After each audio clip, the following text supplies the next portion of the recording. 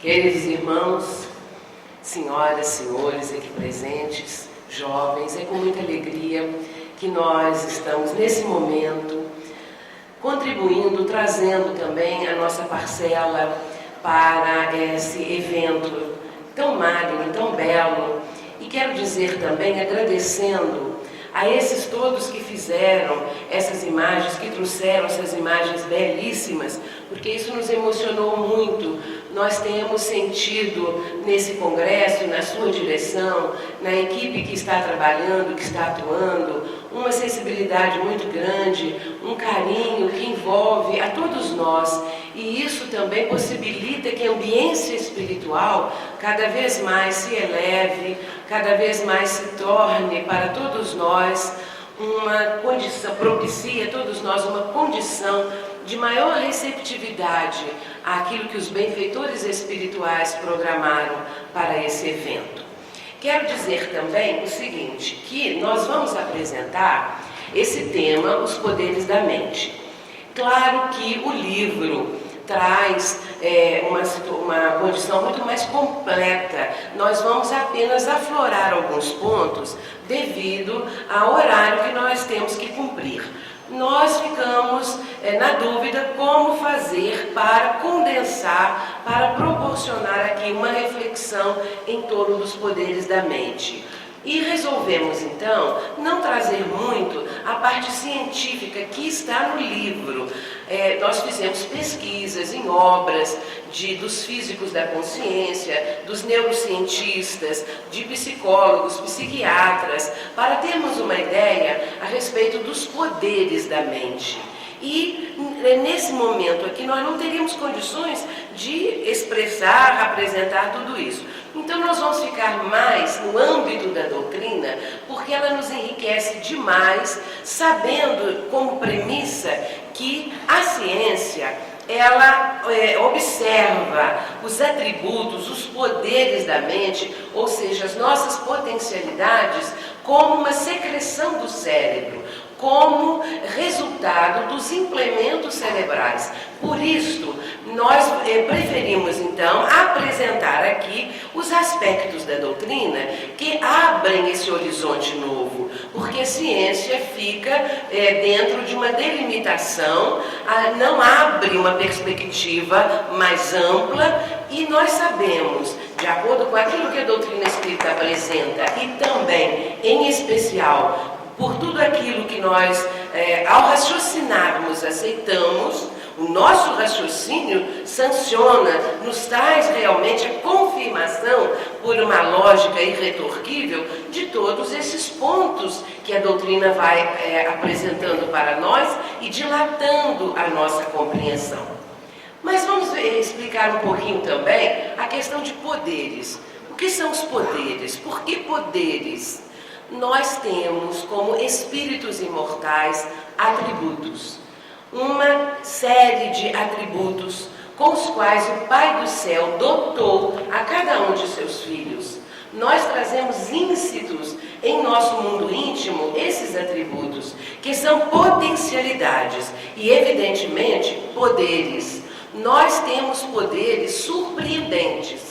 Entretanto, nós utilizamos muito pouco das nossas potencialidades e sabemos também que certas pessoas se sentem diminuídas por não expressarem na atual reencarnação uma amplitude maior desses poderes, um aprofundamento maior das suas próprias condições e recursos para viver a vida. Entretanto, a ciência nos mostra hoje, a própria ciência, os pesquisadores, que todos somos seres inteligentes. Até bem pouco tempo, media-se a inteligência pelo QI, o coeficiente intelectual, com a pessoa respondendo a alguns quesitos para que se pudesse, então, avaliar a extensão, a sua capacidade intelectual, a sua condição, afinal de contas. Mas hoje a coisa não funciona mais assim, porque a pessoa expressa a sua condição intelectual, a sua inteligência em diferentes aspectos, em diferentes situações. Uma pessoa pode ter dificuldades com a matemática, ter dificuldades até mesmo para escrever e, no entanto, ser de uma inteligência fulgurante em outros aspectos, nas condições, por exemplo, de artesanato, nas condições de construir uma casa como pedreiro, como arquiteto, como uma pessoa que esteja tanto observada como alguém que tem diplomas, que está com uma série de especialidades, e aquele outro que, não tendo nenhum diploma e que esteja sendo analisado como uma pessoa de poucos recursos intelectuais, entretanto, ele tem condições que às vezes aquele outro, que é doutor isso e doutor naquilo, não expresse da mesma forma. Portanto, o nosso propósito com esse livro e com este assunto é exatamente mostrar que todos somos muito inteligentes, que não há pessoa alguma que não tenha uma certa possibilidade, uma certa condição da sua processo intelectual para se apresentar na vida terrena. Quando a pessoa não tem essa condição, quando esses recursos estão bloqueados, isto vai evidenciar um processo patológico. Quando a pessoa sente que está tolhida nas suas potencialidades, nas suas condições de expressar o pensamento, de realizar qualquer trabalho manual, qualquer coisa nesse sentido, esta pessoa está apresentando um processo patológico qualquer, necessário ao espírito imortal, que necessita passar por aquela condição, por aquelas limitações, para que ele cresça em outros aspectos, para que ele amadureça, para que ele venha realmente a se desenvolver em outras áreas que no passado usou muito mal, em outras áreas nas quais enveredou por um caminho negativo, de crimes, de insucessos, enfim, situações negativas que hoje todos aqueles recursos que foram usados de uma forma negativa estão sendo bloqueados para que assim esta criatura possa crescer em outros aspectos. E sentindo a dificuldade em si mesma, sentindo vontade de realizar alguma coisa e não conseguindo, ela aprenda que há a necessidade de se tornar mais humilde, talvez seja isto, de se tornar mais compreensiva, de entender que a vida propicia a ela agora outras condições. E quando a pessoa consegue deslanchar essas outras condições, consegue se aceitar realmente como ela é e trabalhar, administrar os recursos que apresenta, ela vai se sentir melhor. Ela vai se sentir numa condição mais feliz, porque está fazendo alguma coisa de útil e se sente útil. Então, meus irmãos, nós vamos apresentar aqui alguns dos atributos, algumas das potencialidades, não todas, mas algumas, exatamente pela exiguidade do tempo. E é um assunto muito vasto. Essa questão da consciência, essa questão da mente, essa questão desses poderes todos que nós temos, desses atributos, sempre me fascinou muito. Antes desse livro, conforme foi mencionado, nós escrevemos Os Transtornos Mentais, uma leitura espírita, exatamente por esta vontade de entender o que se passa, ainda que muito levemente, superficialmente, porque eu não tenho nenhum curso, nenhuma especialidade nesse campo. Não sou psiquiatra, nem psicóloga. Então, nesse caso, nós somos uma pessoa que está buscando estudar, que está buscando compreender. Eu costumo dizer, preparando para que na próxima reencarnação, se o Pai do Céu conceder e eu merecer, me torne psiquiatra ou uma pesquisadora nesse campo, porque a mente é realmente um território fascinante. É um país fascinante. Nós pensamos muito pouco acerca de tudo isso pensamos pouco acerca do nosso pensamento, não conseguimos alcançar as suas condições, até onde vai o nosso pensamento. Nós muitas vezes ficamos muito confinados a um modo de pensar, a um modo de ser, nós mesmos nos limitamos, porque nos interiorizamos demais. E nós precisamos também soltar a imaginação, dar asas ao nosso pensamento. E é a partir daí que nós vamos começar agora, então, a apresentar alguns trechos desses benfeitores da vida maior que nos elucidam quanto a esses aspectos todos. Também apresentaremos alguns escritores espíritas, pesquisadores, que nos trazem uma contribuição muito grande. Nós vamos começar falando a respeito da mente. Antes eu quero dizer que a mente, esta palavra, é usada também como, em certas condições, como sinônimo de espírito.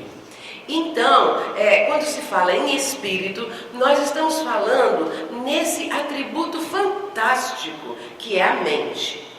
E é a partir daí que nós vamos apresentar alguns trechos, começando agora. Nós vamos ver o início dessa questão da mente, trazendo a palavra sempre abalizada e querida de Emmanuel.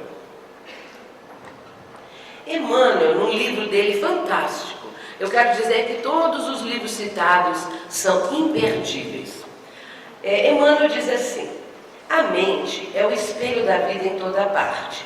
Nos seres mais primitivos, aparece sob a ganga do instinto. Nas almas humanas, surge entre as ilusões que salteiam a inteligência e revela-se nos espíritos aperfeiçoados por brilhante precioso a retratar a glória divina.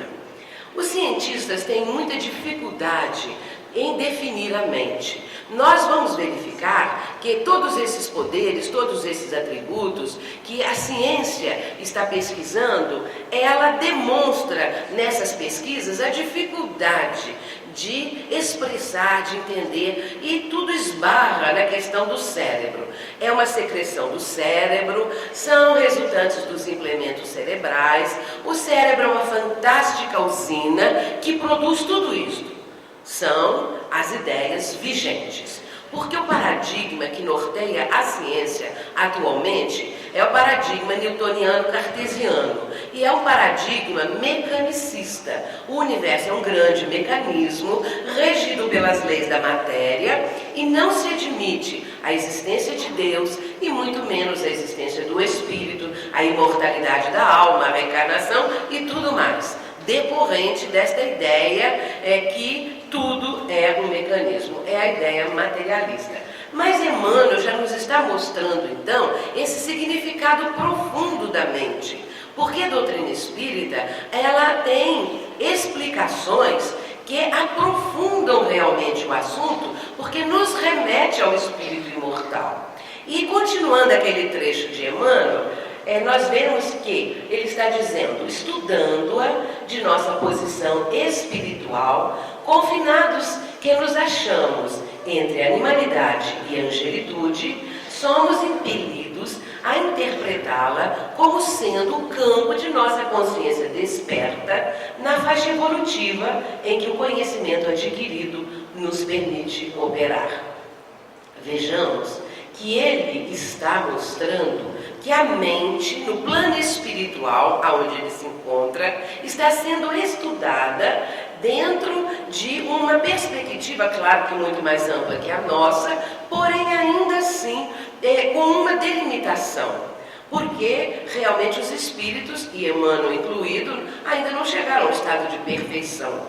À medida em que o espírito vai galgando degraus mais altos, se elevando e chegando a uma situação de elevação, tal como Cristo, por exemplo, este espírito nos traria, se nos fosse conveniente ou oportuno, observações, informações bem mais detalhadas. Mas dentro da nossa compreensão, é isto que por enquanto nós podemos aprender. Então ele diz ali que nós estamos confinados entre a animalidade e a angelitude. Ou seja, é a escalada evolutiva, é o caminho que nós temos que percorrer, da animalidade até alcançarmos a angelitude. Então, nesse caso, a mente, segundo Emmanuel está dizendo, ela expressa o campo de nossa consciência desperta. Aquela consciência que, através do princípio espiritual, vem sendo elaborada, vem estagiando nos reinos inferiores, até chegar ao ponto de ser individualizada pelo Criador e aí sim, recebendo esses atributos todos. Lembremos-nos que na terceira parte do Livro dos Espíritos, questão 621, Allan Kardec pergunta: aonde está escrita a lei de Deus? E os espíritos benfeitores da vida maior responderam: na consciência, mostrando a condição suprema da consciência. Então, a consciência está desperta nesta faixa evolutiva em que o nosso conhecimento adquirido nos permite caminhar, operar, agir. Então, esse é o estágio evolutivo em que nos encontramos. Continuando ainda, vejamos que quando ele fala acerca do espelho da vida, ele reflete a condição interior de cada um e também a realidade do mundo em que a pessoa vive, no meio em que vivemos, o nosso mundo interior e o mundo ao redor de nós. Então esse espelho retrata, expressa exatamente isso. O campo da nossa consciência desperta é que a mente é o campo da consciência e a consciência é o núcleo da mente. Agora, é bom dizermos de uma vez que para os pesquisadores, neurocientistas, os físicos da consciência, os psiquiatras e psicólogos, todos esses que estudam esse campo, a consciência é o maior mistério. Então, o Dr. Antônio Damasio, que pontifica nessa área, que é um cientista português, residente nos Estados Unidos há muitos anos, ele escreveu um livro que se tornou um best-seller e que nós comentamos na nossa obra Os Poderes da Mente, e que ele vai mencionar ali, nesse livro, O Mistério da Consciência, que a consciência é realmente um mistério. Ele escreve 456 páginas para chegar nessa conclusão. Porque a visão dele é a visão que tudo isto expressa uma secreção do cérebro. E a partir daí há um limite para o conhecimento e para o avanço. Porque não há como avançar intelectualmente nas explicações, nos entendimentos, se não há aquela condição precípua, fundamental, prioritária, de se aceitar a existência do espírito. Joana de Ângeles, ela nos vai dizer o seguinte, que a mente pensa sem o cérebro e comunica-se após a morte do corpo, enquanto que, danificada ou sem a ação que dela se origina, o mesmo é incapaz de pensar. Claro, nós sabemos disso. A doutrina espírita nos tem ensinado e ela está reforçando, nos explicando que o corpo físico estando extinto, o espírito e todo o seu cabedal de conhecimentos permanece e avança sempre. Então, nesse caso, o corpo realmente não tem a menor condição. Acabou, acabou. Não tem condição de nenhum recurso mais. Porém, o espírito esplende, resplende no mundo espiritual na sua caminhada, nessa trajetória evolutiva que é uma saga fantástica que nós todos empreendemos. Vamos ver ainda que a mente, agora é a palavra de André Luiz, e aí através de Clarencio, que vai nos mostrar, vamos ver o que André Luiz vai nos dizer, daqui a pouco eu digo qual é o espírito. André Luiz está dizendo o seguinte, que a mente é a orientadora desse universo microscópico em que bilhões de corpúsculos e energias multiformes se consagram a seu serviço. Dela emanam as correntes da vontade, determinando vasta rede de estímulos, reagindo às exigências da paisagem externa ou atendendo às sugestões das zonas interiores. Então, a mente orienta esse universo microscópico. Qual é esse universo microscópico? O cérebro. em que bilhões de corpúsculos e energias multiformes se consagram a seu serviço.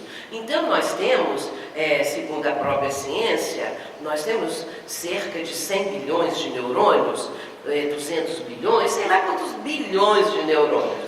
Porém, o que é importante nisso tudo é que quem orienta esses bilhões é a mente.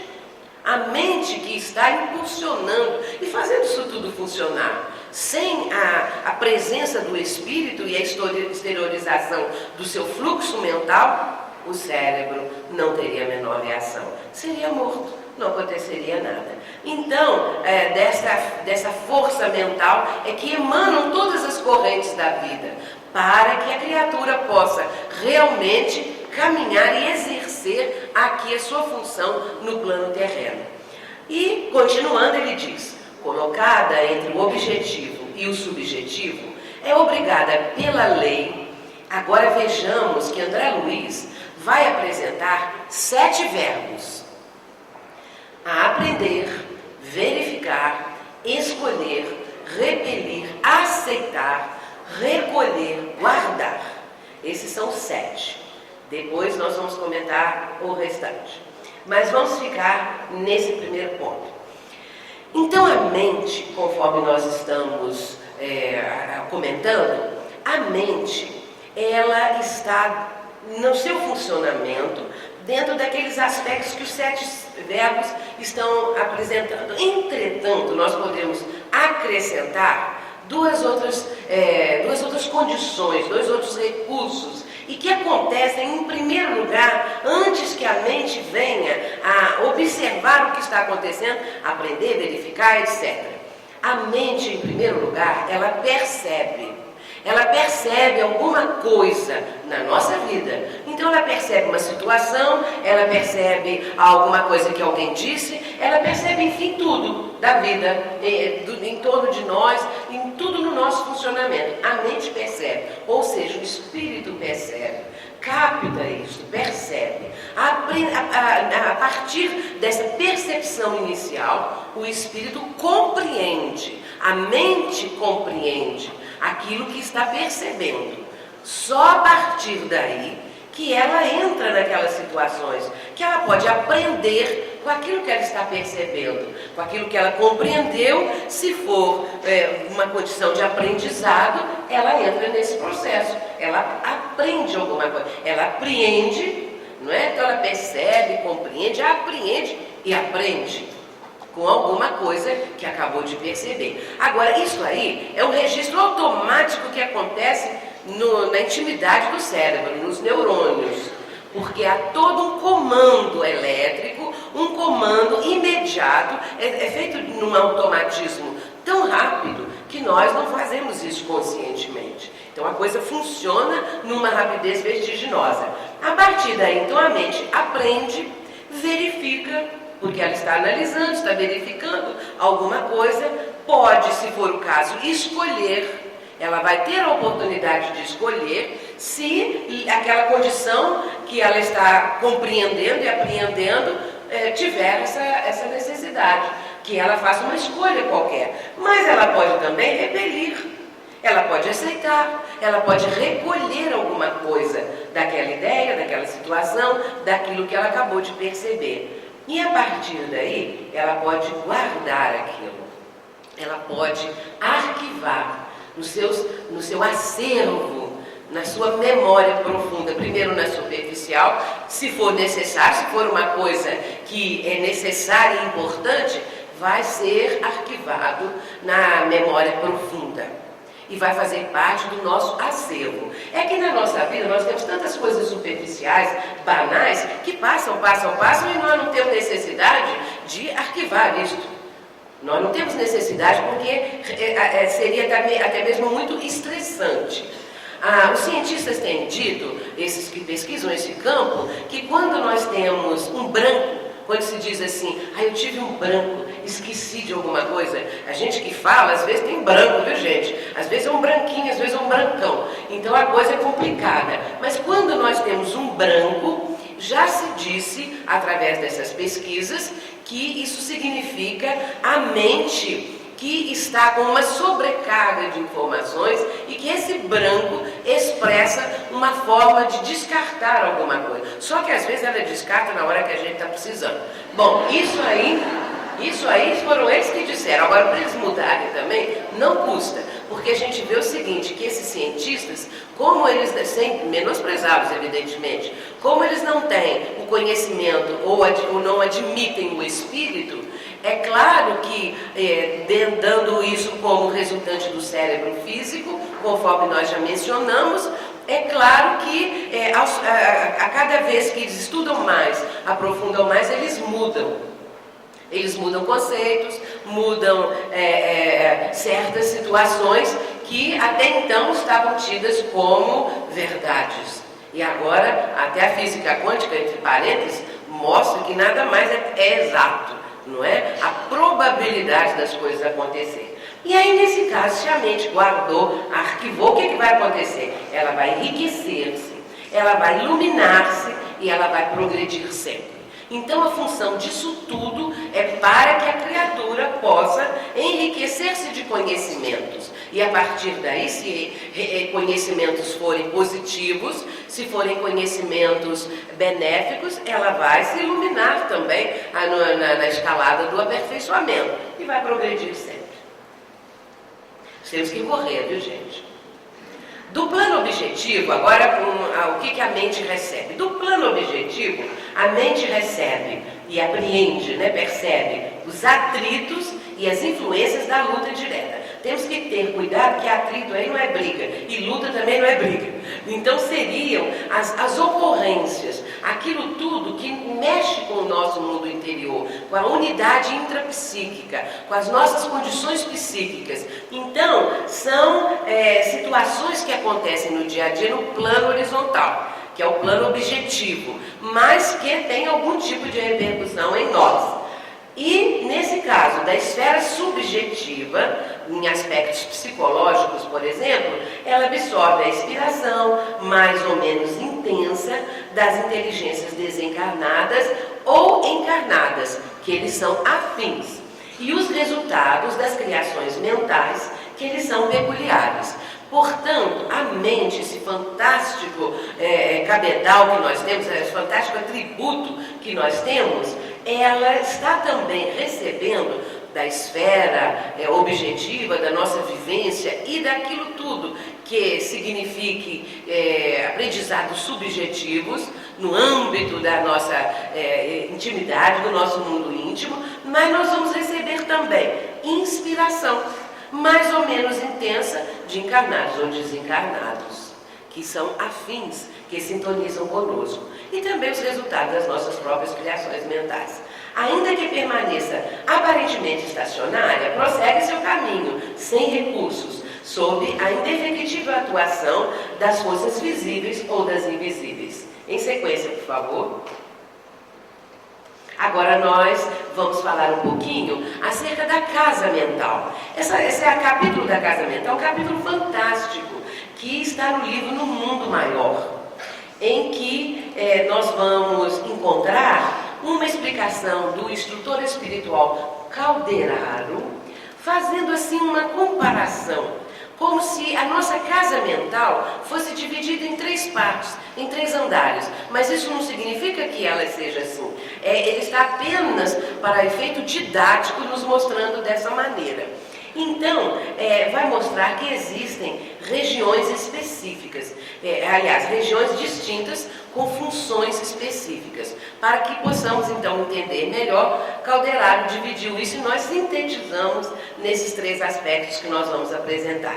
Então, ele diz o seguinte, que, em primeiro lugar, nós temos o cérebro inicial, que se localiza no sistema nervoso, ou seja, naquele conjunto das células do cérebro, que são os neurônios, E a residência, ele expressa a residência dos impulsos automáticos. É o sumário vivo dos serviços realizados. Vejamos as funções, como ele está trazendo para nós. E também controla movimentos instintivos e é a sede das atividades subconscientes. Vamos dar uma paradinha primeiro por aqui. Ele está dizendo que aí residem ou estão os comandos, digamos assim, dos impulsos automáticos. E expressa um conjunto, um sumário de todas as nossas realizações. Agora, esse conjunto todo, esse nosso acervo do passado, porque a doutrina espírita nos mostra, avança muito nesse campo, porque nós sabemos que a nossa memória, e nós vamos falar sobre ela daqui a pouco, que a nossa memória, ela expressa não apenas aquilo que já vivemos na atual existência, mas todas as nossas existências, a história do espírito, a história que nós escrevemos. Então, é claro que isso tudo possibilita os instintos, o movimento instintivo da nossa condição, desse acervo, das nossas experiências. Daqui a pouquinho a gente fala mais um pouquinho para aclarar. Sede das atividades subconscientes, porão da individualidade, onde estão arquivadas as experiências e registrados todos os fatos da vida. Ali mora o hábito e o automatismo. Então, afinal de contas, esse é o subconsciente que expressa o nosso passado. Acontece que se nós formos olhar, como André Luiz explica no livro Evolução em Dois Mundos, se nós formos olhar a evolução do cérebro, a partir, por exemplo, ele cita lá, dos lagartos, então nós vamos ver o cérebro reptiliano, que começa na sua formação, na sua condição, a evoluir cada vez mais, amadurecendo este princípio que existe ali, esse princípio inteligente, esse princípio espiritual que está nos seus rudimentos, nos seus primórdios, e a partir daí a chegar até o ser humano. O livro A Gênese, Kardec vai colocar no capítulo 6, no item 19, uma explicação do momento em que o espírito é individualizado. Eu acho esse trecho absolutamente maravilhoso, quando Kardec coloca da seguinte maneira, que o espírito, que o princípio espiritual, melhor dizendo, ele vai ser individualizado naquele momento em que o Senhor está colocando nele a condição de consciência, de livre-arbítrio, para que ele comece, então, a sua trajetória evolutiva. Naquele instante, o princípio espiritual está sendo individualizado. Nasce um espírito. E é naquele momento mesmo, após passar pela série divinamente fatal dos seres inferiores. Está Kardec mencionando isso. E a partir daí ele recebe a consciência de si mesmo, essa possibilidade, e também o livre-arbítrio, o senso moral e todos os atributos mais. Então, nesse primeiro momento, ele está sob o domínio dos instintos, quando aquele ser humano ainda não lapidou, ainda não aprimorou esses recursos com os quais foi dotado. Ele está apenas dando o primeiro passo. Então ele está muito mais preso, submetido à sua natureza animal. Então, e ainda estamos muitas vezes submetidos à nossa natureza animal. E o Livro dos Espíritos nos mostra isso em vários momentos. Quando vai falar, por exemplo, acerca da guerra, acerca de outras condições, que muitas vezes a nossa natureza animal predomina sobre a espiritual, que nós ainda não consolidamos o suficientemente. Agora, a segunda parte, a segunda região, ele denomina de córtex motor. É a zona intermediária entre os lobos frontais e os nervos.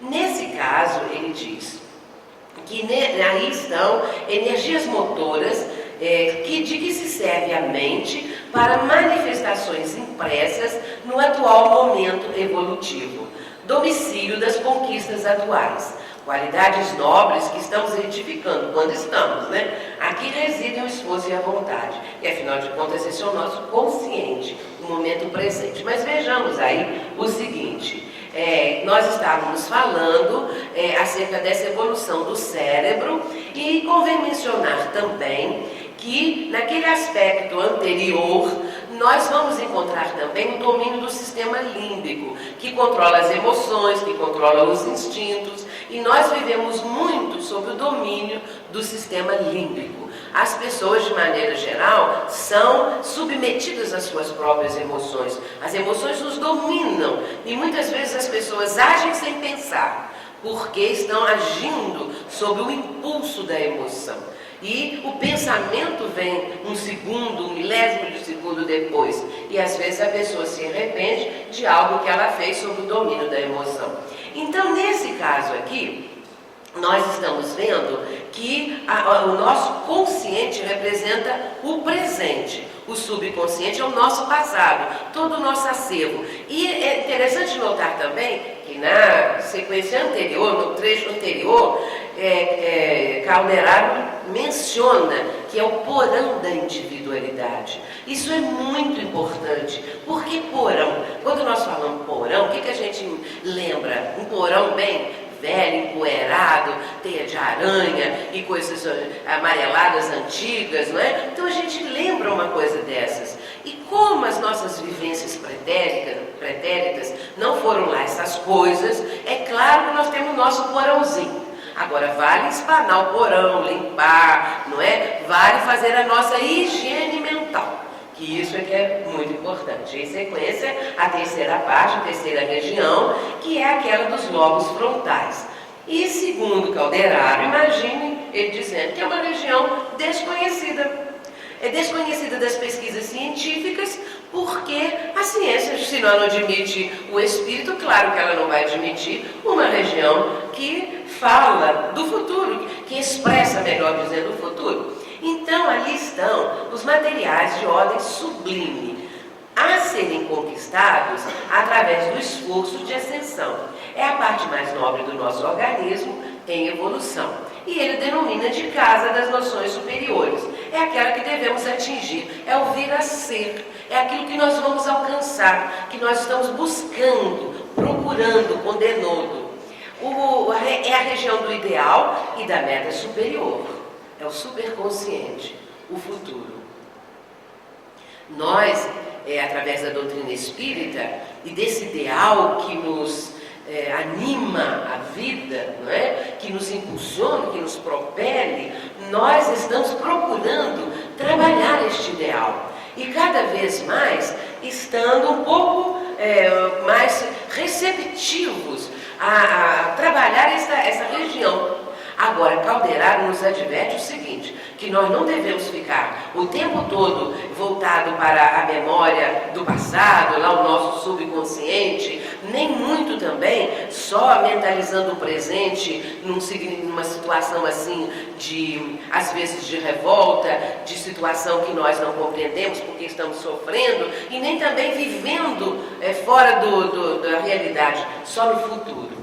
O ideal é estarmos equilibrando essas três regiões, porque elas são uma só, afinal de contas. Não quer dizer que a nossa mente tenha três regiões estanques, mas sim para efeito da nossa compreensão.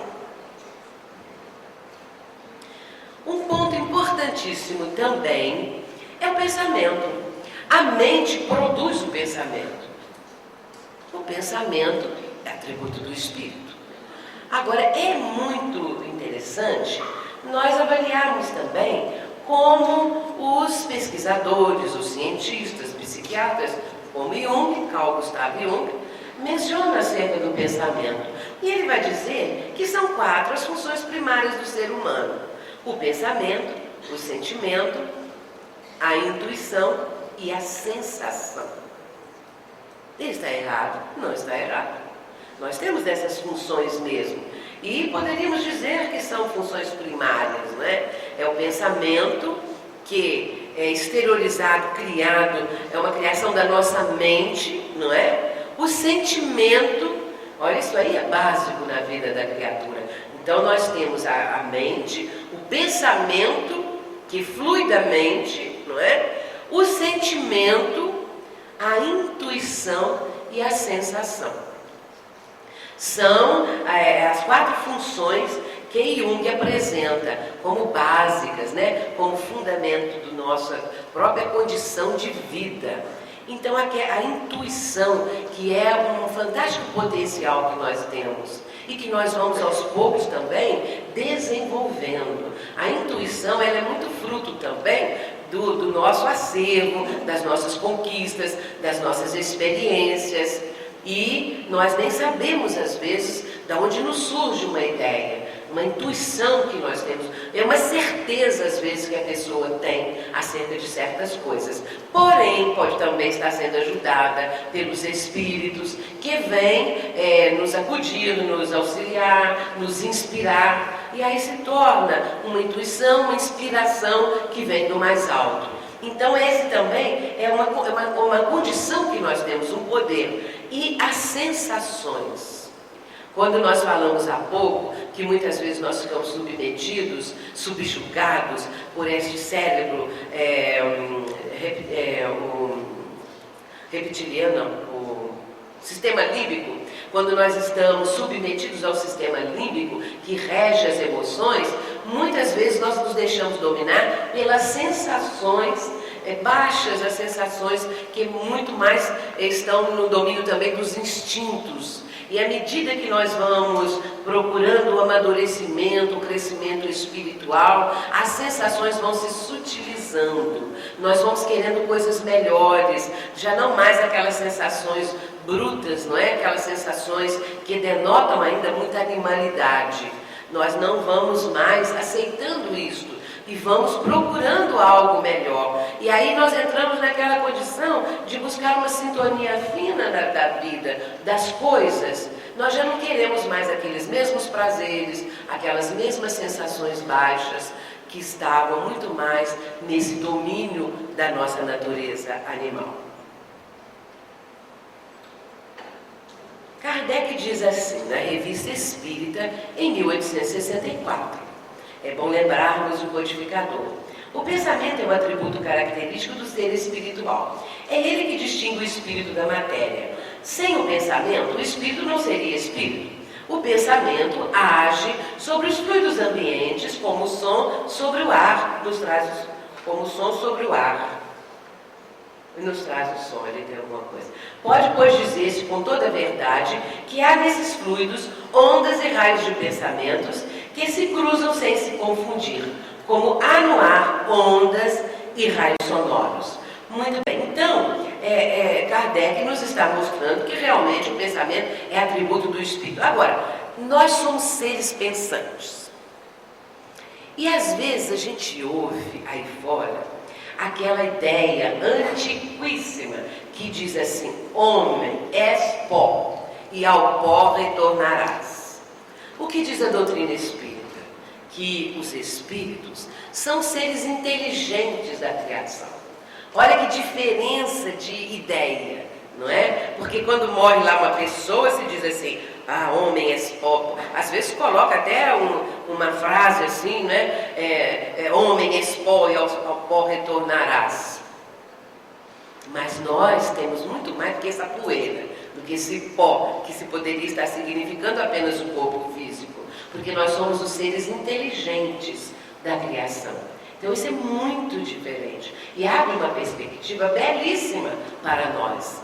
Porque nós somos inteligentes. Somos esses seres pensantes e temos essa capacidade toda.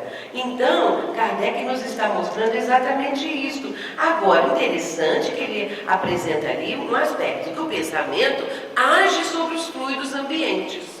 Pensamentos negativos, pensamentos de ordem inferior, vão fazer com que o ambiente se torne também um ambiente carregado, digamos assim, desse tipo de pensamentos. Formas, pensamentos que surgem. Agora mesmo nós vamos falar sobre essas formas de pensamento. Vamos só dar uma sequência ali para voltarmos a essa parte. André Luiz, então, vai nos lembrar no livro Mecanismos da Mediunidade que nos fundamentos da criação vibra o pensamento imensurável do Criador. E sobre esse plasma divino vibra o pensamento mensurável da criatura, a constituir-se no vasto oceano de força mental em que os poderes do espírito se manifestam. Para que nós tenhamos uma noção de que nós estamos mergulhados no amor divino, nesse pensamento do Criador, que motivou tudo isso que nós temos, somos, vivemos, o universo inteiro, os universos. Então, tudo isso expressa o pensamento do Criador. Nós temos que nos lembrar, e isso no nosso âmbito, nosso pensamento mensurável, o pensamento do Criador imensurável. Nós não temos condições de avaliar, não temos condições de entender o pensamento do Criador. Mas o nosso pensamento, ele pode ser mensurado, ele tem uma faixa de vibração, uma faixa de frequência vibratória. Então, nós estamos mergulhados no pensamento divino, esse oceano de pensamentos. Agora, nós temos que lembrar que pensar é criar. Pensar é criar. O pensamento do Criador criou as criaturas, seus filhos, e toda a criação. E nós também, no nosso âmbito, em âmbito muito menor, o nosso pensamento cria. Nós criamos. No mundo que nos cerca, todo mundo, o mundo terreno, nosso planeta, não é? Tudo aquilo que é obra do homem existiu antes no pensamento de alguém. E esse pensamento se consubstanciou, se concretizou nas obras que o homem realiza. E realizou através dos tempos, está realizando até hoje. Agora, esta criação é que nós temos que ter, da criação mental, é que nós temos que ter muito cuidado com isso. Porque aquilo que nós criamos é que vai dar origem às formas pensamentos. As formas pensamentos é um campo muito vasto de estudo para nós. E nós daqui a pouco também vamos retornar com um caso de criação de forma pensamento para então aprofundarmos um pouquinho mais nessa situação que é originária do nosso poder mental. Então, continuando, vejamos que a questão de onde se origina o pensamento. Ensina André Luiz que por intermédio do centro coronário, a mente administra o corpo físico. Então, é através do centro coronário, e aí nós começamos a lembrar, não é? Naquele lótus de 1000 pétalas, que nós vamos ver também que tem um fundamento muito importante, de acordo com aquilo que a cultura oriental apresenta, não é? Então, é nesse centro coronário que o espírito está atuando para administrar o corpo físico.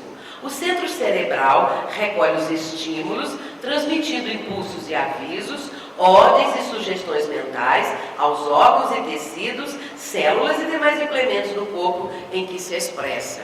Então o espírito comanda através do centro coronário, o centro cerebral recolhe esses estímulos, é aquilo que eu falei, os neurônios registram, e a partir daí há todo um funcionamento, não é? Para que através dos estímulos que o espírito está imprimindo, está enviando, o cérebro funcione e comande tudo aquilo que está ali. Então o corpo vai ser administrado desta forma. Correndo um pouquinho. E no centro coronário, através do conjunto de núcleos do diencéfalo, especificamente no tálamo, que o espírito possui vasto sistema de governança, porquanto aí, nessa delicada rede de forças, verte o pensamento, ou fluido mental, por secreção sutil, não do cérebro, mas da mente, fluido que influencia primeiro, por intermédio de impulsos repetidos, toda a região cortical e as zonas psicossomatos-sensitivas. Então, essa palavra, ela vem de psicossoma, que é o perispírito, o corpo espiritual. Então, são as zonas sensitivas do perispírito ou corpo espiritual, como nós vamos ver no texto seguinte. Vamos passar para o outro texto, que aclara mais esse daí ainda. Eu não estou conseguindo ver. Vitalizando e dirigindo todo o cosmo biológico para, em seguida, atendendo ao próprio... Ao próprio o que, gente?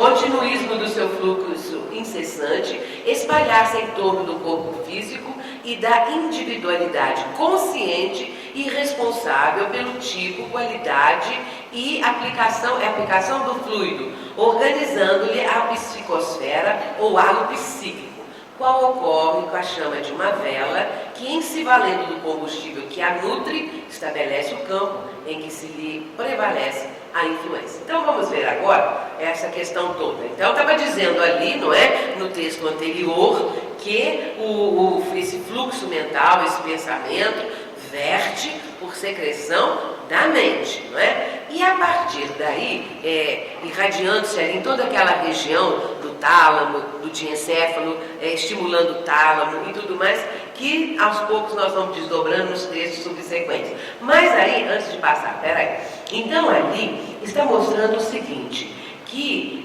vitalizando e dirigindo todo o cosmo biológico, o corpo físico, não é? Para em seguida, atendendo ao próprio continuismo do seu fluido incessante, esse fluido mental que a mente está produzindo, espalhar-se em torno do corpo físico e da individualidade consciente e responsável. Aí nós temos a nossa responsabilidade, aquilo que nós estamos promovendo através da nossa condição mental, o tipo de pensamento que nós estamos exteriorizando, pelo tipo, qualidade e aplicação do fluido, organizando-lhe a psicosfera, o ar psíquico, é a nossa aura, não é? Que é a exteriorização que denota aquilo que nós estamos pensando, o teor dos nossos pensamentos ficam impressos nesse halo psíquico, ou nessa psicosfera, ou nessa aura. Que a aura, esse halo psíquico, ele evidencia o que nós estamos sentindo, sentimentos, porque o pensamento em si ele é neutro. O que reveste o pensamento, é bom dizermos logo, é o sentimento. Então, a ideia que nós temos, né, que nós exteriorizamos, que a mente está produzindo, este pensamento, ele vai ser revestido com um sentimento, com uma emoção nossa. E se ele vamos dizer, lançado em direção a alguém, se nós estamos exteriorizando um pensamento e para que ele vá atingir alguém, esse pensamento ele vai revestido com o nosso sentimento, que pode ser positivo em relação à pessoa ou negativo. É assim que uma pessoa pensa mal da outra, que uma pessoa pensa bem. É assim na prece, quando nós oramos, nós emitimos pensamentos que vão revestidos das nossas melhores emoções em direção às pessoas enfermas, ao parente, a quem queremos bem, à humanidade toda. Então nós estamos produzindo este fluxo mental que é libertado da nossa intimidade, do nosso mundo íntimo, e vai em direção, impulsionado pela vontade. Porque aí entra também um outro atributo que nós vamos falar mais adiante. Vejamos quanta coisa existe em nós a partir do instante que pensamos qualquer coisa e que emitimos esse pensamento. Agora, acontece que o pensamento e todo esse fluido mental, ele vai formar em torno de nós esse halo psíquico. E aí ele vai denotar o teor do pensamento. Se é um pensamento negativo, o que é que vai ficar na nossa aura, por exemplo, nesse halo psíquico? Um colorido, vamos dizer assim, que mostra esse padrão vibratório baixo, que é uma vibração de teor negativo, e nosso halo psíquico se torna cinza, escuro, denotando o que está dentro de nós. Mas quando nós elevamos o nosso pensamento, isso tudo se aclara, toma uma coloração belíssima e assim por diante. Então vamos ver, só mais um, pode passar a seguinte, por favor.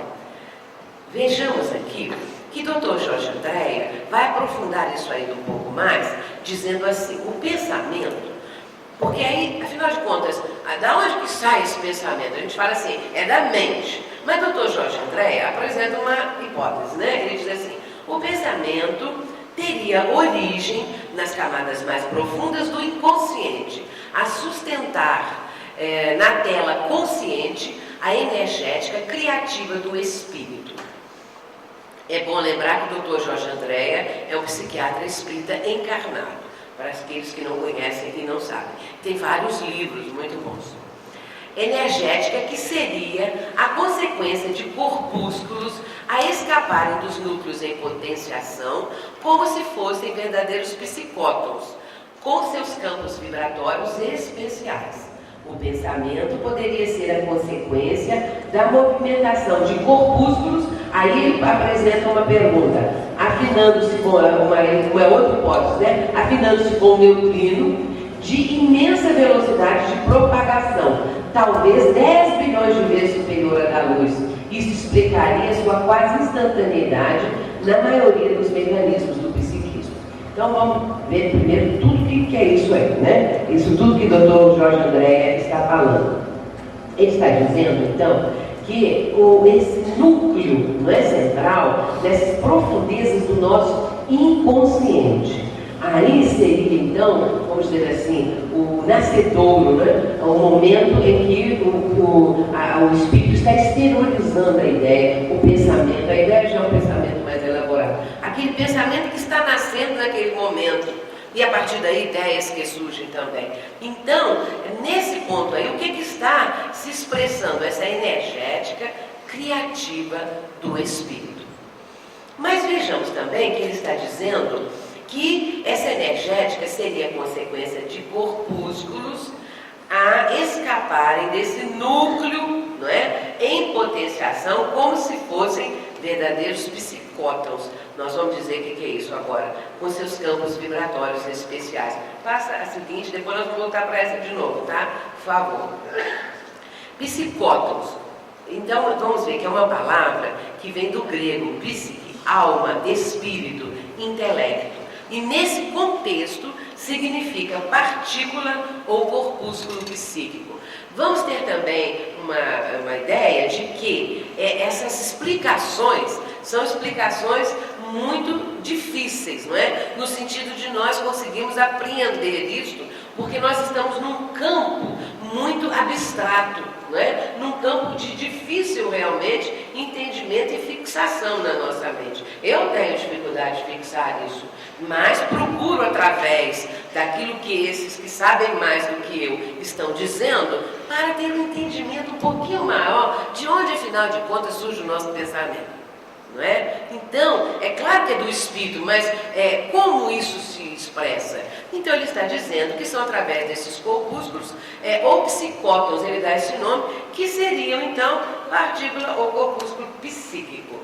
E, segundo Andréa, as qualidades dos psicótons em si, desses corpúsculos psíquicos, seriam ondas energéticas deslocadas da órbita dos núcleos em potenciação após percorrerem toda a unidade de onde provém, desde o centro até a periferia. Então, naquele núcleo da nossa intimidade mais profunda do inconsciente, está nascendo o pensamento, nasce o pensamento, exterioriza-se esse fluxo mental, porque esses psicótons, esses corpúsculos psíquicos, então estão sendo deslocados, é uma energia que se desloca, e a partir daí percorre esse núcleo, do centro do núcleo para a periferia, para o comando, afinal, do corpo físico, quando o espírito está encarnado. E aí vai atuar aonde? Lá no diencéfalo, aí no nosso cérebro, ou naquele centro coronário, para se tornar um pouco mais fácil, naquele centro coronário que apreende o que o espírito está transmitindo, o espírito da própria pessoa, não o espírito que está de fora, não, o espírito da própria pessoa, né? O eu. Então esse espírito está transmitindo, está criando o centro cerebral, então vai registrar isso e vai comandar o corpo físico. Vamos passar agora para aquela explicação ali ainda. Importa assinalar que esse núcleo é o inconsciente, aquilo que nós já estamos falando, né? A parte mais profunda do espírito que lhe dá origem, fornecendo sugestões boas ou deficientes, com toda a escala que vai de um extremo ao outro, de bondade e ignorância. Isso está no livro dele, Energética do Psiquismo. Quem quiser mais detalhes, leia o livro, porque eu também não sei muito sobre isso não, viu gente? Isso aí é para nós termos uma ideia de como a coisa funciona. Maiores aprofundamentos nesse livro aí. Para quem tem já uma formação nessa área, terá mais facilidade de apreender, de aprofundar. Mas o que importa é que a gente tenha uma ideia de que o espírito produzindo tudo isso, esses corpúsculos psíquicos, isso vai então ser captado pela a parte própria do nosso cérebro, os neurônios, não é? Do centro coronário para os neurônios, para o centro cerebral, e aí o comando do corpo físico se estabelece. Por favor, ainda vejamos, naquele trecho em que ele fala que começa no diencéfalo, vai para o tálamo. O que é o tálamo?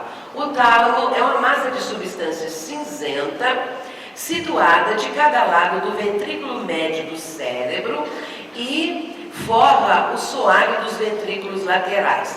Funciona como centro, é centro que está ali? Centro ativo de transmissão, recebendo fibras nervosas aferentes. O que são fibras nervosas aferentes? São aquelas que conduzem o impulso dos órgãos sensoriais para o sistema nervoso central. É bonito isso, né, gente? De quase todas as zonas do córtex cerebral. Intervém na sensibilidade superficial e profunda. O que é ventrículo? Ventrículos são cavidades existentes no âmago do cérebro. Então nós temos esses ventrículos, viu, gente? É bem lá no fundinho do nosso cérebro. E o que é psicossomato sensitivo? Aquilo que eu falei, referente aos centros sensitivos do psicossoma, ou corpo espiritual, perispírito, que eu já havia falado. Isso tudo, para maiores detalhes, está no livro Evolução em Dois Mundos. O livro Evolução em Dois Mundos não é um livro fácil, não. Mas existe um livro que comenta o livro Evolução em Dois Mundos, que se chama Elucidário de Evolução em Dois Mundos. Então, quem quiser entender um pouco mais o Evolução em Dois Mundos, compra o Elucidário, que aí ele explica, o autor explica tudo, aqueles nomes todos que a gente não compreende, quem não tem formação, como eu, então vai ter condição de entender melhor. Continuando.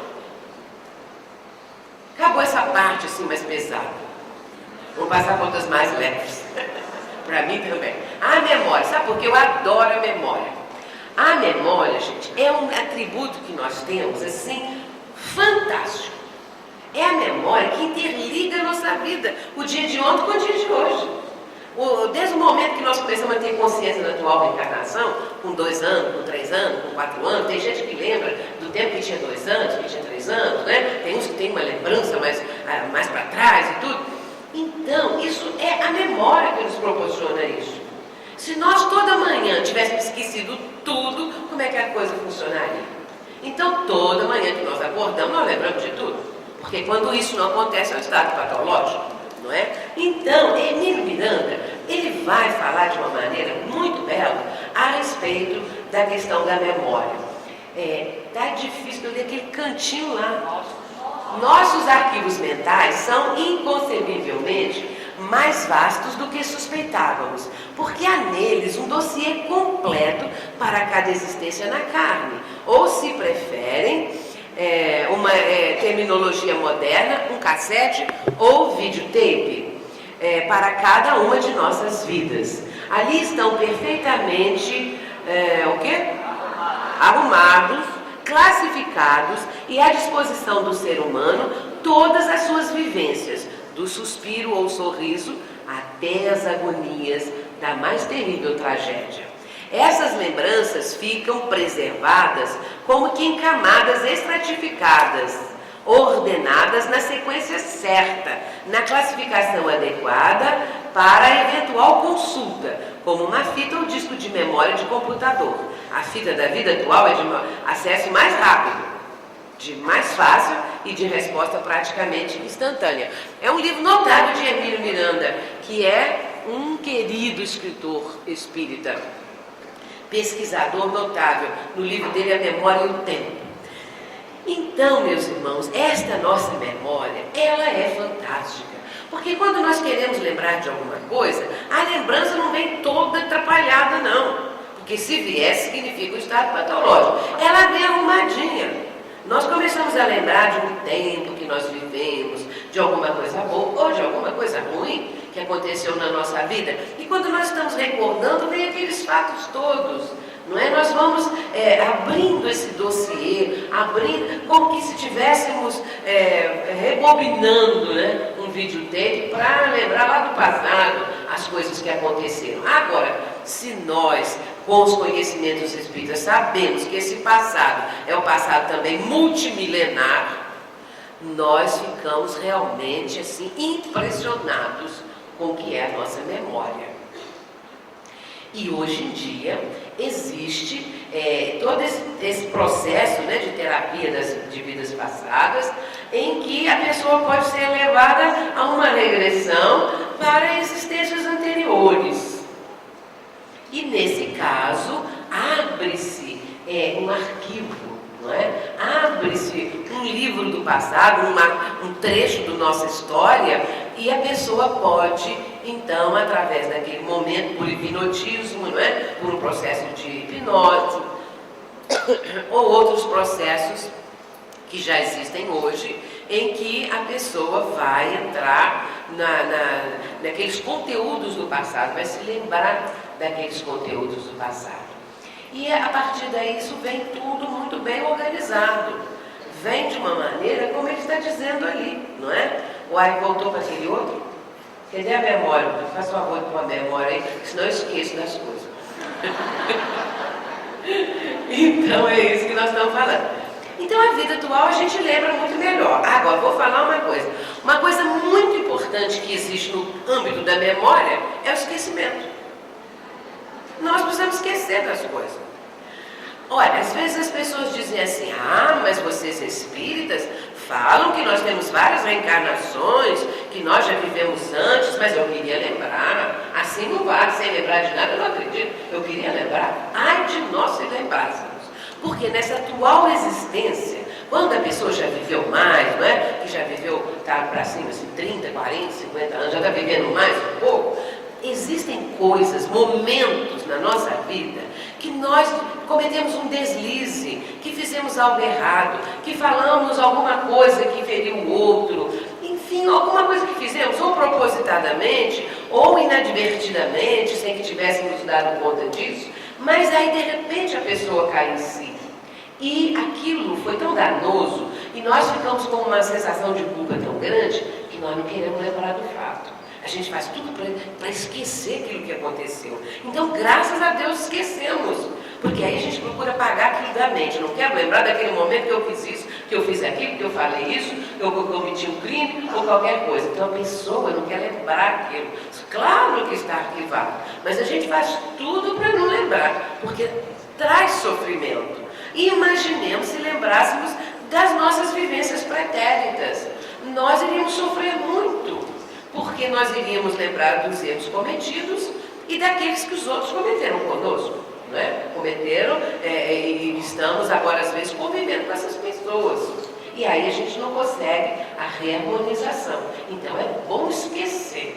Emílio Miranda disse que nós temos uma maquininha de esquecer. Essa máquina que nos faz esquecer, ela nos favorece quanto a isso. Agora esquecer compromissos, datas, documentos, que a gente perde tudo, né? Perde chave. Onde que eu fui que eu botei a chave do carro, a chave da porta e tal. Então, de repente, você esquece onde você pôs uma coisa, você vai num lugar, esquece um papel, esquece um envelope, esquece sua bolsa, e a gente esquece, aí é ruim. Então, para isso, nós procuramos cuidar para não esquecer tanto. Não é? Então temos agendas, que a gente coloca tudo, escrevemos recados, penduramos na porta da geladeira, colocamos lá no espelho, tem gente que põe papelzinho no anel, para não esquecer de determinada coisa. O que é isso? Nós estamos treinando a nossa memória, não é? Às vezes as pessoas falam assim, até comigo, as pessoas às vezes falam, você tem uma ótima memória, mal sabe ela que fala isso, quanto que eu esqueço de tudo. Então eu tenho memória para algumas coisas que eu treino a mente para lembrar daquelas coisas, e aí acabo esquecendo das outras. Então quando a gente disciplina a mente, não é? Nós vamos conseguindo, a pessoa, não consigo decorar nada e tudo, mas a gente aos poucos vai aprendendo que tem que treinar a mente. Então a gente consegue decorar um soneto, uma poesia, porque a gente vai treinando, até conseguir, em sequência. A memória pode ser comparada, aí é Clarencio no livro Nosso Lar, que está dizendo: a memória pode ser comparada à placa sensível.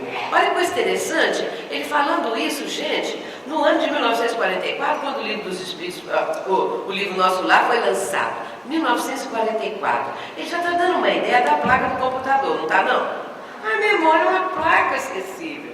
Uma coisa maravilhosa, que é o influxo da luz, guarda para sempre as imagens recolhidas pelo Espírito no curso de suas e dos seus inumeráveis aprendizados dentro da vida.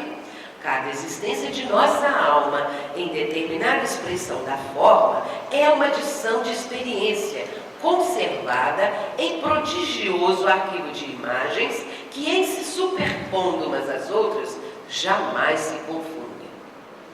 Então, realmente, é um fantástico computador, mas um computador que transcende em muito, né, os que nós temos no plano físico. É claro que quem inventou o computador trouxe aquela ideia, né, porque também já estava arquivada na plaquinha da memória dele, nos conhecimentos da pessoa e tudo mais. Então, assim por diante, as coisas que acontecem. Então, pensar e criar realmente. A memória perfeita, diz Clarencio, é o derradeiro altar que instalamos em definitivo no tempo de nossa alma, que no planeta ainda se encontra em fases iniciais de desenvolvimento. É por isso que nossas recordações são fragmentárias, ou seja, o que ele está querendo dizer? Que nós ainda não temos a memória plena, perfeita, e nem é bom no momento atual, né? Espírito mais evoluído, espírito que já está num plano muito, muito superior, ele já tem uma ideia do conjunto das suas experiências, não é? De vida, as reencarnatórias e tudo mais. Então nós temos recordações ainda fragmentárias, e isso é benéfico para nós. Todavia, de existência em existência, de ascensão em ascensão, nossa memória gradativamente converte-se em visão imperecível a serviço de nosso espírito imortal. Então, é André Luiz, no livro Nosso Lar, mas é Clarencio que está falando. Em seguida, nós já vamos terminar essa parte, que depois nós vamos entrar numa outra parte, na segunda parte, que é propriamente aquela dos casos. Então, vamos primeiro falar isso tudo aqui, que é a parte mais teórica. A questão da vontade. A vontade é uma alavanca, né, propulsora da nossa vida. Nós não fazemos nada se nós não acionarmos a força da vontade. É que às vezes a gente tem má vontade. Então vamos ver a vontade. Kardec diz assim, que a vontade não é um atributo especial do espírito. Porque ele está dizendo que a vontade, então, é o pensamento chegado a um certo grau de energia. É o pensamento formado em força motriz. Realmente, o nosso pensamento sobre essa força motriz, não é? Dentro desse aspecto, ele vai nos impulsionar para alguma coisa. É pela vontade que o espírito imprime aos membros e ao corpo movimentos num determinado sentido. Mas, se tem a força de agir sobre os órgãos materiais, quanto maior não deve ser sobre os elementos fluídicos que nos rodeiam. Revista Espírita de 1864. Então, realmente, se nós conseguimos, por esta força, não é, fazer com que os nossos órgãos e as coisas materiais funcionem, quanto mais os elementos fluídicos. E que isso que nós não damos conta. Esta outra parte, a contraparte espiritual. O quanto nós somos responsáveis pela ambiência da nossa casa, pela ambiência, pelos ambientes que frequentamos, não é? E que os ambientes que frequentamos expressam o conjunto de vibrações de pessoas que frequentam esse mesmo ambiente, acrescido da nossa própria vibração. Porque semelhante atrai semelhante. Então nós vamos naqueles ambientes com os quais nós nos afinizamos. Nós estamos aqui hoje porque nos afinizamos. Porque nós temos ideais comuns, não é? Um ideal maior comum. Porque nós queremos ficar próximos, porque nos sentimos bem na presença de uns e outros. Então nós buscamos essa convivência que nos enriquece. Muito bem, então, vejamos em sequência que Leon Denis, olha gente, quem ainda não leu Leon Denis, não deixe de ler, viu? Porque hoje em dia estão se esquecendo as pessoas, né, que se aproximam do meio espírita, que começam a integrar as nossas fileiras, os clássicos, E Leon Denis, gente, não deve ser deixado de lado, é imperdível. Quando eu li pela primeira vez Leon Denis, eu me apaixonei. Mas eu tive assim uma paixão, uma coisa fora do comum, porque ele é um poeta também, um filósofo que escreve de uma maneira poética, de uma beleza. Então no livro dele, O Problema do Ser Destinador, ele diz o seguinte: tudo se liga e se encadeia no universo. Tudo é regulado pela lei do número, da medida, da harmonia. As manifestações mais elevadas de energia confinam com a inteligência. A força se transforma em atração. A atração se faz amor. Tudo se resume em um poder único e primordial, motor eterno e universal, a qual se dão nomes diversos, e é apenas o pensamento, a vontade divina. Suas vibrações animam o infinito. Todos os seres, todos os mundos se banham no oceano das irradiações que emanam do inesgotável foco. Ele está numa linguagem muito bela, mencionando essa questão da vontade divina. Ele, em certa altura, Leon Denis, ele antecedeu um pouco a física quântica, quando a física quântica fala a respeito de que nós todos estamos interligados por uma teia cósmica, não é? Então, o que uma pessoa faz atinge a outra, dentro desse aspecto dessa teia cósmica, desse tecido, não é? No qual nós todos estamos mergulhados. Então ele vai dizer: o universo inteiro está submetido à lei de solidariedade. Então nós somos solidários uns com os outros. Então essa é uma realidade que Leon Denis já falava, e isso está no livro dele, O Grande Enigma, que é um livro assim fantástico, em que ele vai falar a respeito de Deus. O grande enigma é Deus, mas depois ele vai falar tanta coisa bela que eu recomendo a vocês.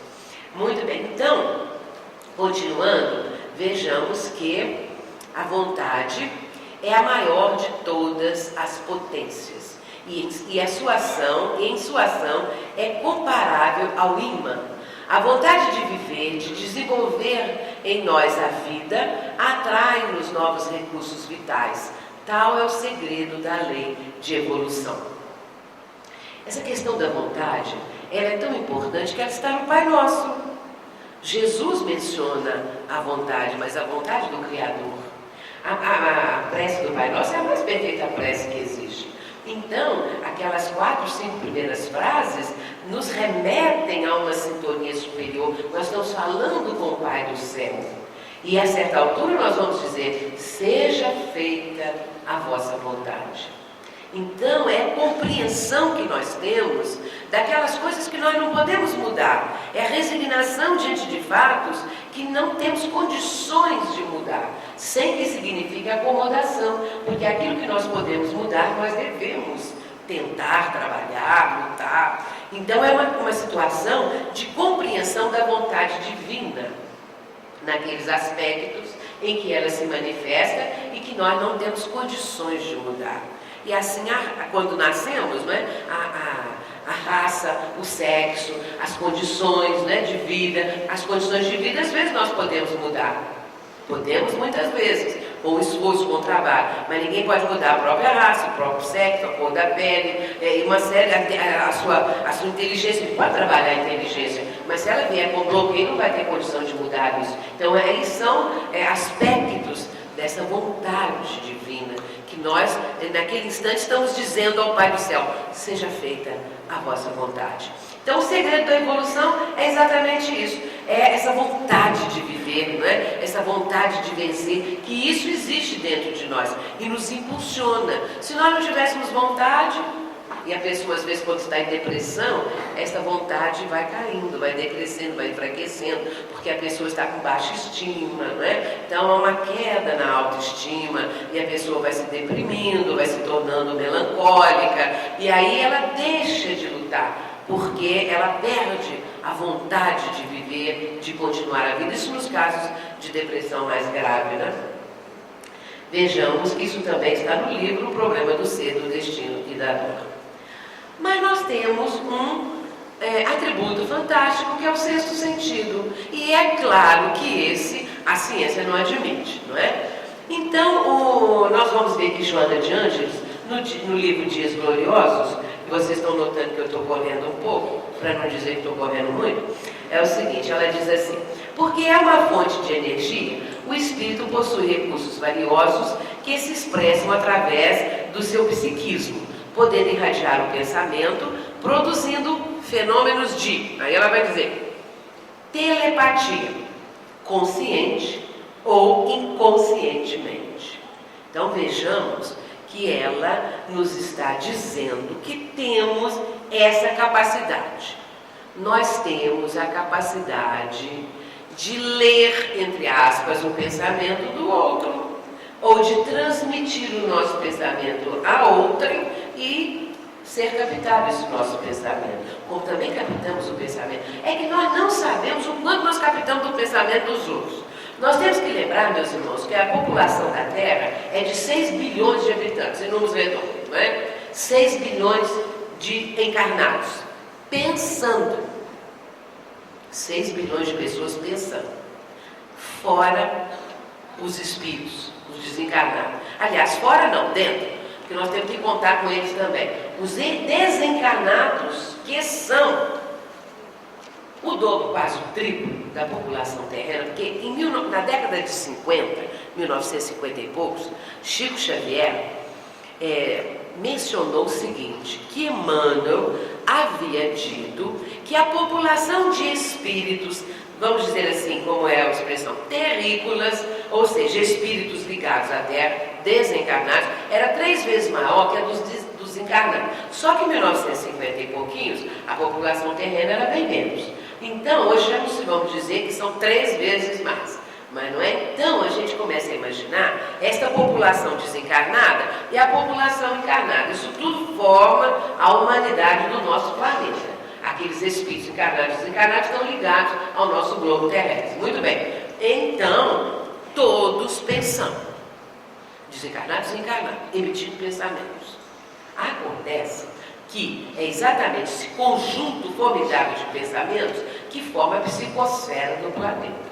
Especialmente da nossa parte de encarnados, não é?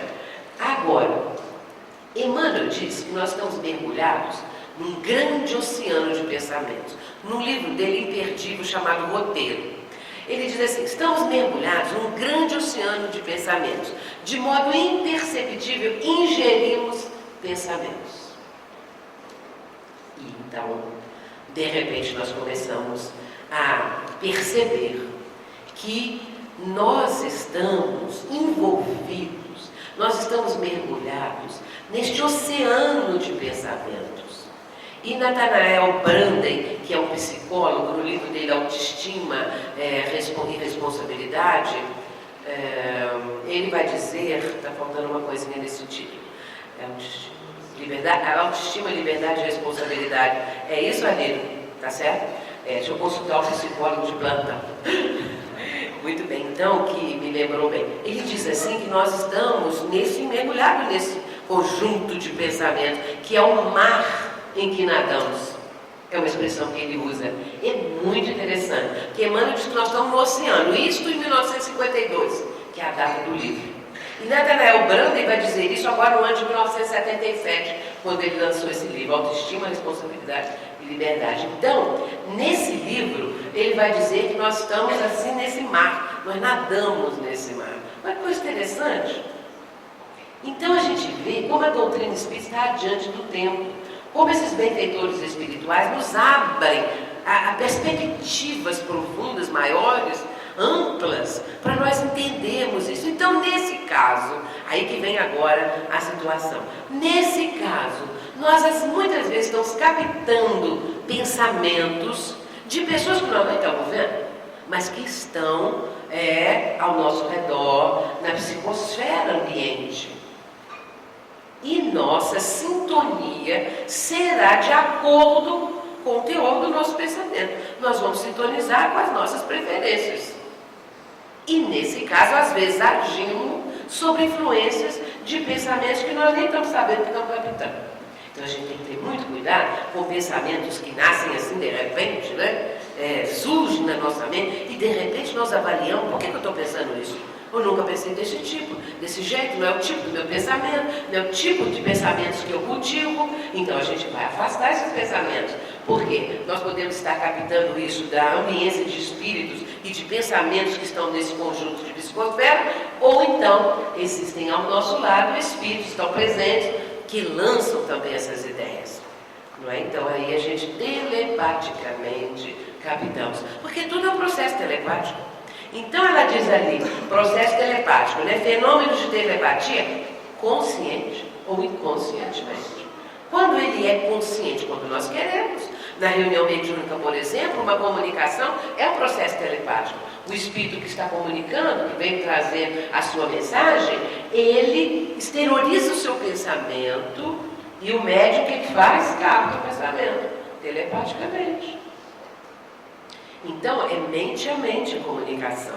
Por isso, aí o fenômeno é consciente, porque o médium está lá, se colocando à disposição do mundo espiritual, é todo aquele trabalho. Agora, no dia a dia, às vezes acontece como nós acabamos de falar. Ou então ela vai dizer fenômenos de pré e retrocognição, ou seja, captando ondas específicas dos acontecimentos. Nós podemos ter premonições, não é? Pré e retrocognições. Nós podemos, às vezes, vislumbrar alguma coisa do ontem, do passado, mas podemos, e muita gente tem, não é? Uma premonição, uma pré-cognição. De repente a pessoa fica inteirada de alguma coisa que vai acontecer.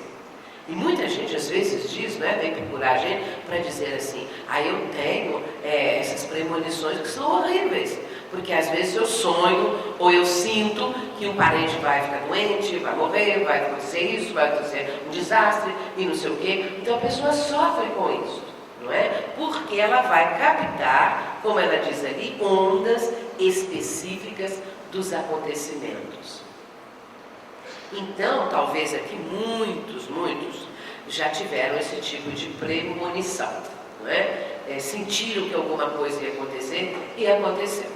Agora, nós não vamos ficar também achando que tudo que a gente sonha, né, vai acontecer, uma coisa horrível que vai acontecer, porque o sonho também tem outros aspectos que não cabe aqui nós mencionarmos, né? Mas existem os sonhos premonitórios também. Muito bem, em seguida ela diz clarividência e clareaudiência, ou seja, registrando fatos, faixas vibratórias especiais, nas quais se assinalam acontecimentos transpessoais. Então, a pessoa pode ter um tipo de fenômeno desses, não é? Porque ela vai captar faixas vibratórias especiais desses acontecimentos, né, transpessoais, dessas situações que ocorrem e que a pessoa, às vezes, sem ter ideia que é médium, ou que no caso aí nem precisa ser médium, pode ser apenas um fenômeno anímico, ou seja, decorrente de uma condição específica que a pessoa tem. Porque a telepatia, ela é um fenômeno anímico. E vamos esclarecer que o fenômeno ele é anímico quando produzido pela própria alma do médium, pelos próprios recursos da pessoa, que nem precisa ser médium, né? Muitas vezes você está captando telepaticamente o pensamento de alguém e não tem nenhum negócio de mediunidade. É uma capacidade anímica. E quando um espírito desencarnado vai se aproximar e induzir o fenômeno e provocar o fenômeno, aí ele se torna mediúnico. Então, no caso, quando o espírito quer se comunicar e transmite seu pensamento para o médium, aí é mediúnico. Agora, se eu capto a ideia de uma pessoa qualquer, encarnada, aí não tem espírito promovendo o processo, é uma propriedade minha, uma condição que eu tenho de captar pensamentos, Às vezes a gente vê nas praças, nos circos, aquelas pessoas que com os olhos vendados e tendo um partner, tendo alguém que ajude, então está ali um pequeno grupo de pessoas, ou então está ali a assistência do centro, o público que está assistindo.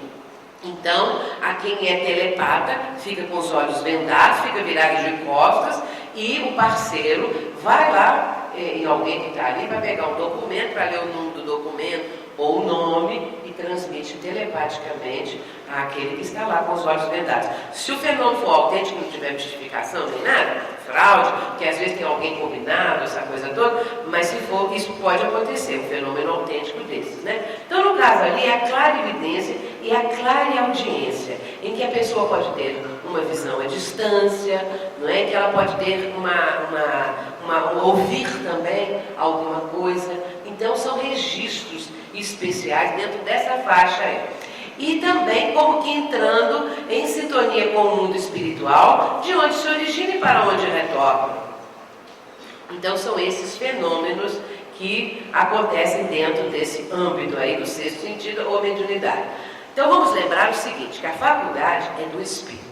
Isso é que é uma coisa importante. Às vezes as pessoas estranham quando tem algum livro mediúnico que narra a reunião mediúnica no plano espiritual. Ah, mas por que tem reunião mediúnica do plano espiritual? E a pessoa estranha aquilo. Ora, a faculdade é do espírito. Agora, ela precisa de uma sede física, que é o cérebro.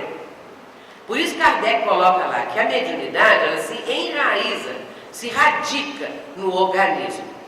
Então, a mediunidade, ela tem que ter o espírito para atuar, a pessoa tem que ter essa aptidão, essa condição, não é? Então, vejamos, o perispírito é o agente, o intermediário.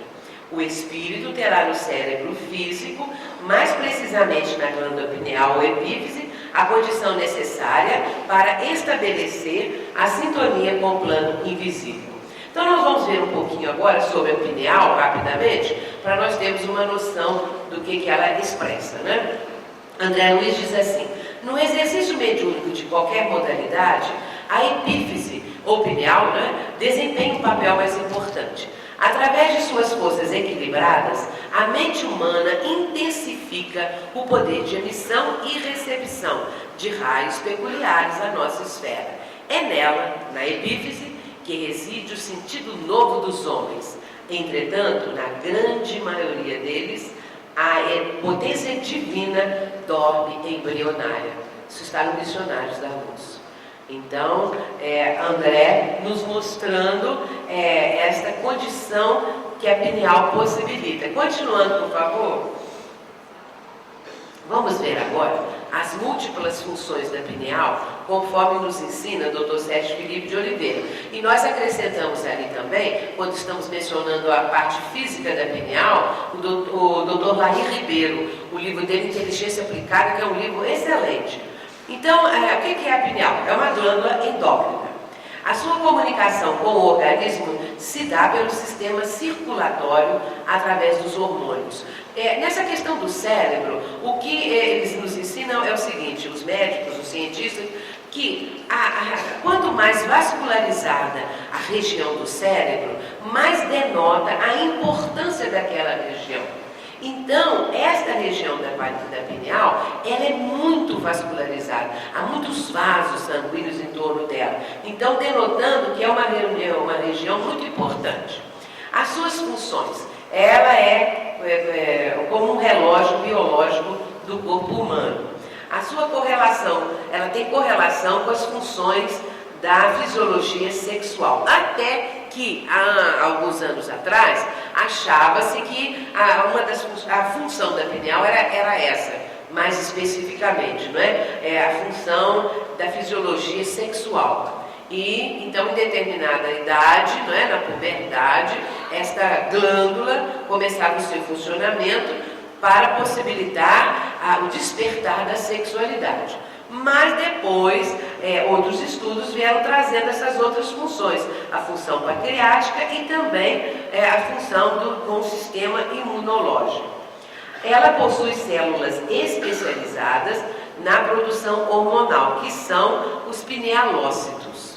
Agora, ela apresenta também células glias, que são células também fantásticas, porque se nós temos 100 bilhões de neurônios, as glias são 3 vezes mais. Nós temos glia que não acaba mais, é que a gente não fala nas glias, né? Mas agora eu estou trazendo o devido valor às glias. Muito bem, então, os pinealócitos produzem a melatonina, que é produzida a partir da serotonina, que é um neurotransmissor. Então, continuando, vamos clarando mais. O O corpo humano é controlado por um relógio biológico que atua por meio da melatonina e que determina o ritmo do sono, a temperatura corporal e outras coisas mais. Cada um de nós tem um ritmo de sono diferente, não é? Então é a melatonina, é essa pinealzinha, é que cuida dessas coisas todas, que é o nosso relógio biológico. Então a pessoa que tem um relógio biológico de dormir muito tarde ou de acordar muito cedo, não adianta querer mexer nisso porque é muito complicado, né? A pessoa pode até fazer, mas ela vai ter reações difíceis durante o dia porque está indo contra o seu relógio biológico, né? Aqui, volta para essa última frase aí, por favor, que eu não cheguei a ver. A luz do dia, é essa daí mesmo. A luz do dia, não sumiu, apareceu. A luz do dia, acúmulo de serotonina. À noite, não é conversação, é conversão em melatonina. Ele está errado, viu, gente? É conversão em melatonina. Pronto? Pronto, tá maravilhoso.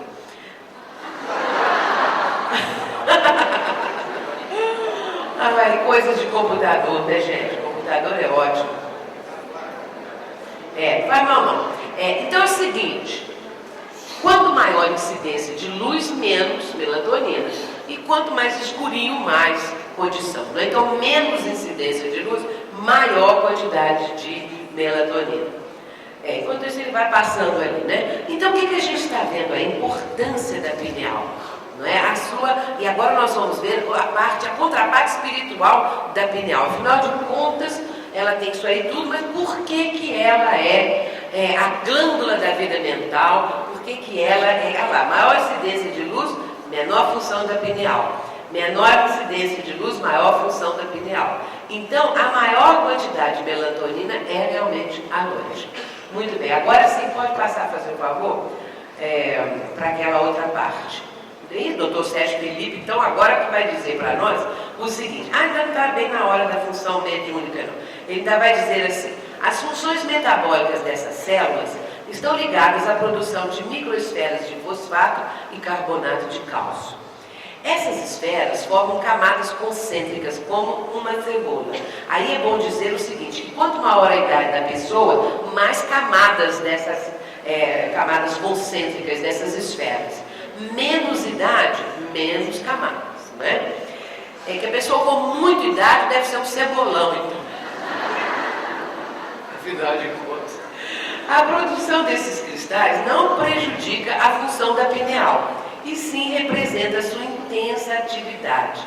E estão ligados a funções desconhecidas da estrutura biomagnética cerebral.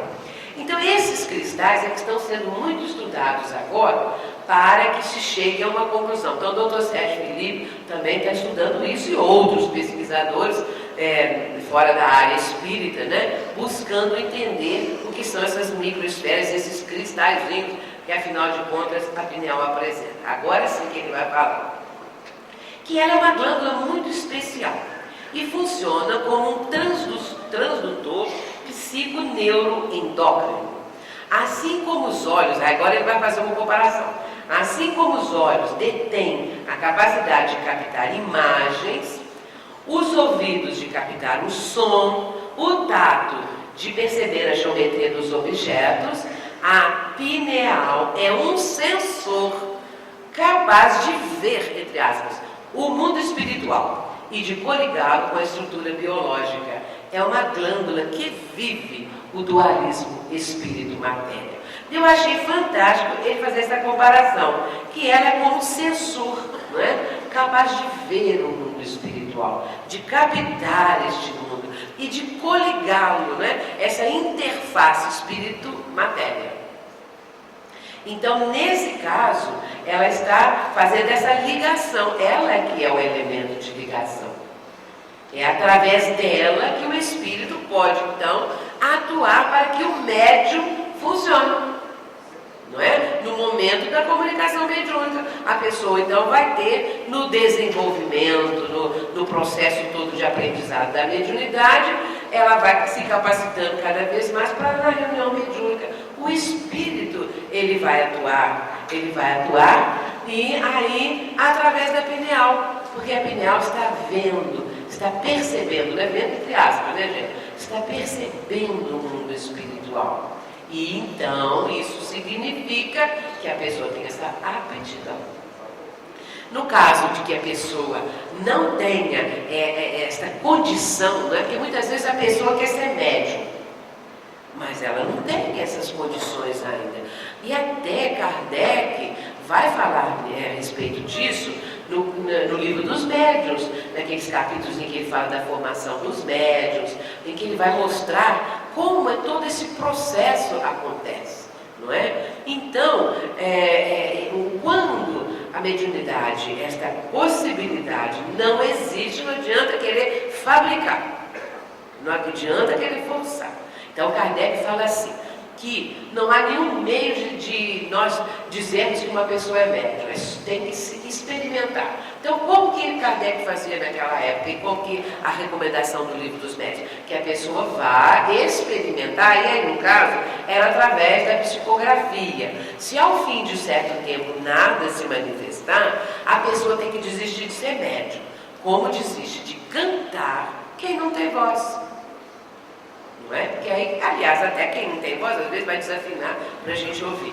Mas, de uma maneira geral, ninguém quer ouvir o desafinado. Então, não adianta a pessoa querer forçar uma mediunidade, fabricar uma mediunidade. Não é? É preciso que ela venha espontaneamente, a eclosão da mediunidade. A mediunidade vai se tornar ostensiva, porque é no momento certo, na condição adequada, e aí ela pode realmente eclodir. E a pessoa vai ter o livre-arbítrio de encaminhar aquilo para o aprendizado, para um bom útil, uma boa finalidade, ou não. A escolha é da pessoa. Tem gente que fala que não quer ser médium. Não é? Eu não quero, porque o médium precisa muita responsabilidade, depois eu não quero frequentar, ou eu não posso frequentar, como é que fica? Então é preferível nem começar. Desde o instante que começou o aprendizado e depois todo aquele processo de educação e desenvolvimento da mediunidade. Tem gente que acha que nós não devemos falar desenvolvimento da mediunidade, mas Kardec fala, André Luiz fala, e eu creio que a mediunidade desenvolve sim. Quando ela é direcionada e em anos de atividade mediúnica, direcionada de acordo com a doutrina espírita e uma mediunidade com Jesus, ela pode se aprofundar, ela pode se desenvolver no sentido de que ela se aprimora, ela se torna cada vez com mais equilíbrio, mais produtiva, produzindo frutos melhores. Então eu uso esse termo porque, acabo de explicar aqui as razões, acho que ele cabe bem. Não é desenvolver mediunidade naquele sentido assim, que a pessoa de um minuto para o outro vai se tornar médium e tal. Há todo um processo. E aí Leon Denis diz assim, que a mediunidade, ela é uma delicada flor que para desabrochar necessita de cuidados especiais. E André Luiz diz que a mediunidade tem o seu campo de ação, a sua rota. E as pessoas às vezes querem queimar etapas, não é? Como nós só temos 5 minutos, nós estamos falando isso. Aqui, quem que vem aí agora? Deixa eu ver só o que vem. Ah, ainda tem mais um pedacinho, que bom que eu lembrei. Quer dizer, eu não lembrei. André Luiz. Até que tem bastante coisa aí. André Luiz, ele está narrando o seguinte, que ele foi ver uma reunião mediúnica. Então, vendo o médium, o que ele percebeu? A luz crescente da epífise, que se transformara em núcleo radiante e em derredor seus raios formavam um lótus de pétalas sublimes. Então, aquele lótus que a filosofia oriental fala, né, as religiões orientais, André Luiz está dizendo isso aí. Pode passar, por favor, rapidinho. É a glândula da vida mental, diz André Luiz, ela desperta no organismo humano, na puberdade, as forças criadoras e em seguida continua a funcionar como mais avançado laboratório de elementos psíquicos das criaturas terrestres. Em sequência, a pineal, segundo ele coloca ali, segrega hormônios psíquicos, ou seja, energias psíquicas. É a explicação que André Luiz está dando. Segregando unidades-força, pode ser comparada à poderosa usina, que deve ser aproveitada e controlada no serviço de iluminação, refinamento e benefício da personalidade, e não relaxada em gasto excessivo do suprimento psíquico nas emoções de baixa classe. Isso é uma advertência que André Luiz está fazendo, não é? Ela preside os fenômenos da emotividade como órgão de elevada expressão no corpo etéreo. Desata, de certo modo, os laços divinos da natureza, os quais ligam as existências umas às outras, na sequência de lutas pelo aprimoramento da alma, e deixa entrever a grandeza das faculdades criadoras de que a criatura se acha investida.